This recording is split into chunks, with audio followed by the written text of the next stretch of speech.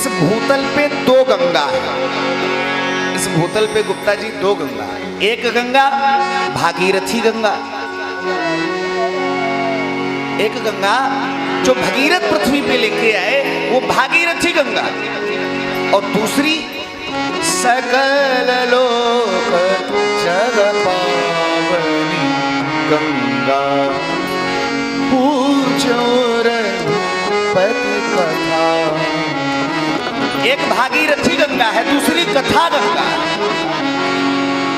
अच्छा, भागीरथी गंगा में गोता लगाने वाले के, स्नान करने वाले के सारे पाप ताप गंगा मैया हर लेती हैं।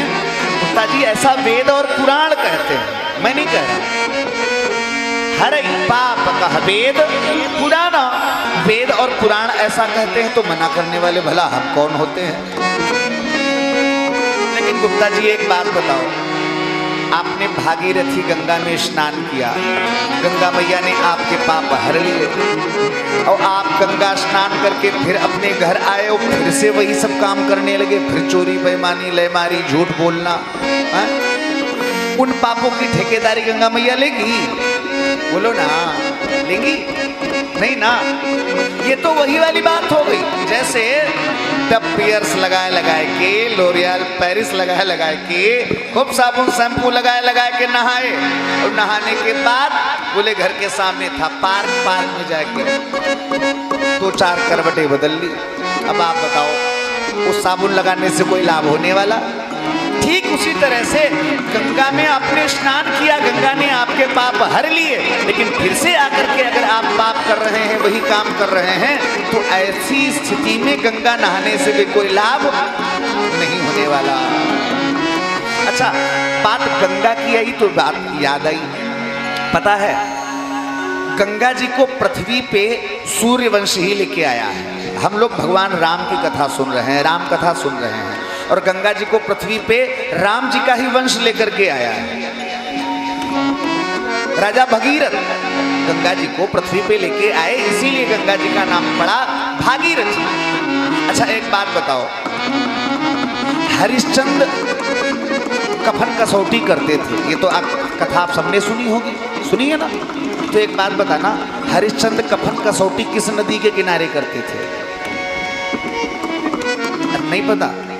अच्छा छोड़ो, ये बताओ हरिश्चंद्र कफन कसौटी किस नगर में करते थे, किस जगह करते थे? ये तो पता होगा। हे भगवान, ये भी नहीं पता? चलो हम ही बताए दे रहे हैं। बनारस गए हो कभी? बनारस गए? हाँ, विश्वनाथ कॉरिडोर का इस बार दर्शन करने जरूर जाना। अब तो मोदी जी ने बड़ी बढ़िया व्यवस्था कर दी। हाँ, भला हो भगवान का जिसने हमारे राष्ट्र को मोदी जी जैसा प्रधानमंत्री दिया है। तो इस बार जब काशी विश्वनाथ का दर्शन करने जाना, तो काशी में ही हरिश्चंद्र घाट है। काशी में हरिश्चंद्र जी महाराज कफन कसौटी किया करते थे। अच्छा, काशी में नदी कौन सी? ये तो पता ही होगा, बोलो ना, गंगा। काशी में गंगा, और हरिश्चंद्र कफन कसौटी करते थे गंगा जी के तट पे। और गंगा जी पृथ्वी पे आई कब? हरिश्चंद्र के बेटा हुए रोहित, रोहित के बेटा हुए चंब, चंब के बेटा हुए सुबाह, सुबाह के बेटा हुए सगर, सगर के असमंजस, असमंजस के अंशुमान, अंशुमान के दिलीप, और दिलीप के बेटा हुए राजा भगीरथ। और राजा भगीरथ ने जब तपस्या की तब गंगा जी पृथ्वी पे आई।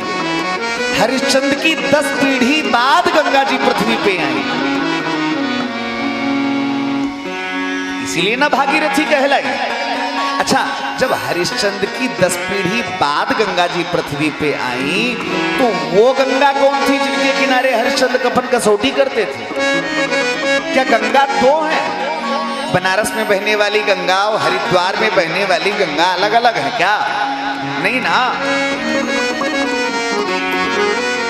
अच्छा, अगर गंगा जी पहले से पृथ्वी पे थी, हरिश्चंद्र कफन कसौटी गंगा जी के किनारे करते थे, तो फिर सगर के बेटा असमंजस ने तपस्या की गंगा जी को पृथ्वी पे लाने के लिए, गंगा जी पृथ्वी पे नहीं आई। असमंजस के बेटा अंशुमान ने तपस्या करी गंगा जी को पृथ्वी पे लाने के लिए, गंगा जी फिर भी नहीं आई। अंशुमान के बेटा हुए दिलीप, दिलीप ने तपस्या की, गंगा जी आई लेकिन फिर चली गई। अब दिलीप के बेटा हुए राजा भगीरथ। भगीरथ ने जब तपस्या की तब जाके गंगा जी पृथ्वी पे आई। और गंगा जी अगर पहले से पृथ्वी पे थी तो ये 4 पीढ़ियां गंगा जी को पृथ्वी पे लाने के लिए तपस्या करके मर गई। क्यों मर गई भाई? गंगा जी तो पहले से पृथ्वी पे थी, हरिश्चंद्र कफन कसौटी कर रहे थे गंगा जी के किनारे। तो फिर ये 4 पीढ़ियां अरे जो मान लो अब गुप्ता जी पहले से घर में बैठे हैं तो गुप्ता जी को घर लाने के लिए रोना गाना कैसा? आग्रह तो उसके लिए है जो घर में नहीं है, घर से बाहर है। तो गंगा जी जब पहले से पृथ्वी पे भी थी तो फिर ये ऐसा क्यों हुआ? ध्यान से सुनिएगा। एक कथा आती है, एक बार हुआ क्या, स्वर्ग में देवताओं का दरबार लगा हुआ था और उस दरबार में भगवान लक्ष्मी जी के साथ पहुंच गए। जब भगवान लक्ष्मी जी के साथ पहुंचे तो लक्ष्मी नारायण को देख करके स्वर्ग की 3 देवियां गंगा, यमुना, सरस्वती तीनों मुस्कुरा दी। जैसे ही भगवान को देखा, भगवान को देख के मुस्कुराई। लक्ष्मी जी ने देख लिया, लक्ष्मी जी को क्रोध आ गया, गजब हो गया, मेरे सामने मेरे पति पे डोरे डाल रही, पीछे से अगर पाए जाए तो क्या करेंगी? लक्ष्मी जी को क्रोध आ गया, तुम स्वर्ग में रहने के लायक नहीं हो, जाओ तुम तीनों पृथ्वी लोक में नदी बन के बहो। गंगा ने और सरस्वती जी ने तो क्षमा मांग ली, सॉरी अब ऐसी गलती नहीं होगी, माफ कर दो। लक्ष्मी जी ने क्षमा कर दिया। यमुना जी ने क्षमा नहीं मांगी, यमुना जी ने उल्टे श्राप दे दिया, नारायण की पत्नी होकर तुम्हारी ऐसी स्थिति, ना अभिमान, श्राप देती हूं अगर मैं नदी बन के बहूंगी तो तू भी पृथ्वी लोक में पौधा बन करके पैदा होगी। लक्ष्मी जी के श्राप से स्वर्ग की ये तीनों देवियां गंगा, यमुना, सरस्वती नदी बन करके आई। यमुना जी के श्राप से लक्ष्मी जी ही तुलसा बन करके आई। हुआ क्या, गंगा, यमुना, सरस्वती तीनों देवियां पृथ्वी पे कुछ समय तक रही। हरिश्चंद्र के समय गंगा जी पृथ्वी पे थी। कुछ समय बाद गंगा और सरस्वती फिर से वापस चली गई। सरस्वती आज भी नहीं है। हाँ? प्रयाग में गंगा, यमुना, सरस्वती का संगम कहा जाता है, लेकिन सरस्वती दिखाई नहीं देती है। सरस्वती ऐसा माना जाता है गुप्त है? गंगा और सरस्वती चली गई। सरस्वती गई ब्रह्मलोक, ब्रह्मा जी के पास, और गंगा जी गई भगवान के पास। सरकार, हम आपके बिना रह नहीं सकते, कृपा करो, हमें कोई स्थान प्रदान करो। भगवान ने क्या किया, अपने दाहिने पांव के अंगूठे में गंगा जी को वास दे दिया। हुआ क्या, भगवान जब वामन बन के बलि के दरवाजे पे आए, बलि से तीनों लोक भिक्षा में मांगे। जब भगवान ने तीनों लोक नापने के लिए अपना पांव बढ़ाया, भगवान का चरण जब ब्रह्मलोक पहुंचा तो ब्रह्मा जी को ये बात पता थी कि भगवान के दाहिने पांव के अंगूठे में गंगा जी। ब्रह्मा जी ने तुरंत क्या किया, अपने कमंडल से जल निकाला और जल निकाल के भगवान का पांव धोया और धो के गंगा जी को निकाल के अपने कमंडल में रख लिया। इस तरह से गंगा जी स्वर्ग से पृथ्वी, पृथ्वी से पुनः भगवान के अंगूठे में और भगवान के अंगूठे से ब्रह्मा जी के कमंडल में पहुंच गई। फिर जब भगीरथ ने तपस्या की तो ब्रह्मा जी ने अपने कमंडल से गंगा जी को छोड़ा है। इस तरह से गंगा जी दोबारा पृथ्वी पे आई हैं। गंगा जी 2 बार पृथ्वी पे आई है। बोला गंगा मैया की और हर पाप कहवे हर पाप कहवे पुराना, हर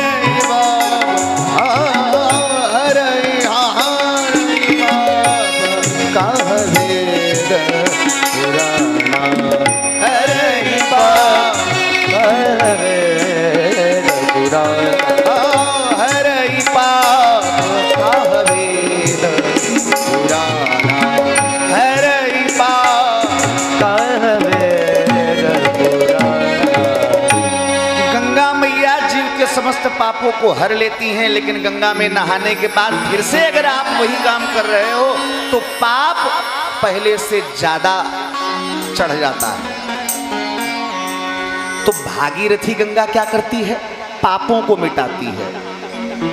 और ये राम कथा गंगा क्या करती है, बोले ये मन से पाप करने वाली प्रवृत्ति को हटाती है। ऐसा नहीं करना चाहिए, ऐसा नहीं करना चाहिए, ऐसा किया तो ऐसा होगा, ऐसा किया तो ऐसा होगा, हैं? होगा क्या? बोले जब जब कोई गलत काम करने चलोगे तो कथा की कोई ना कोई बात याद आ जाएगी, इसीलिए तो कथा सुनाई जाती है और सुनी जाती है। कोई ना कोई बात याद आ जाएगी, कथा में महाराज ने सुनाया ऐसा नहीं करना चाहिए, ऐसा करना गलत।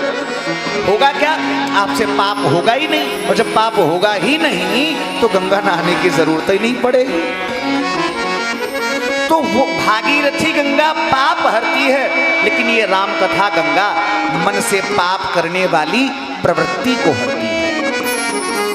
अच्छा एक बात बताएं, भागीरथी गंगा में अगर डुबकी लगानी है तो यहां से चलकर आपको कानपुर तक जाना पड़ेगा। सबसे नजदीक अगर लखनऊ से कहीं गंगा जी हैं तो कानपुर है ना, और कोई नजदीक तो नहीं, कानपुर सबसे नजदीक में। कानपुर तक आपको जाना पड़ेगा और कानपुर जाने के लिए किराया भी लगाना पड़ेगा। उस गंगा में नहाने में किराया खर्च करना पड़ेगा, शरीर को कष्ट देना पड़ेगा, लेकिन इस गंगा में स्नान करने के लिए ये कुछ नहीं करना पड़ेगा। खाली घर से निकल के आओ और गोता लगाओ। एक बात बताएं, मानव शरीर पाने के बाद, मौका पाने के बाद भी जो चूक गया, जिसने इस कथा गंगा में गोता नहीं लगाया, उसका उस भागीरथी गंगा में भी गोता लगाने से कोई लाभ नहीं होने वाला। ये तो मौका मिला है, और समय पर यदि बूंद से चूक गए, फिर लाखों घड़े ढरकाया तो क्या, फिर लाखों घड़े ढरकाया तो क्या। अगर समय पे चूक गए तो मरते समय आदमी के कान में राम राम बोला जाए, और जिसने जिंदगी में कभी राम का नाम सुना ही नहीं है, मरते समय तुम उसके कान में राम राम बोलो, उसको बात समझ में आएगी। भगवान शिव प्रसन्न हो गए। पार्वती पूछे रघुपति कथा प्रसंगा, पूछे रघुपति कथा प्रसंगा, पूछे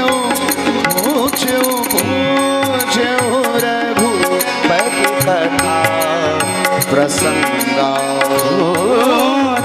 रघुपति कथा प्रसंगा। सकल लोक जग पावनी गंगा, सकल लोक जग पावनी गंगा, सकल लोक जग पावनी गंगा, सकल लोक जग पावनी गंगा।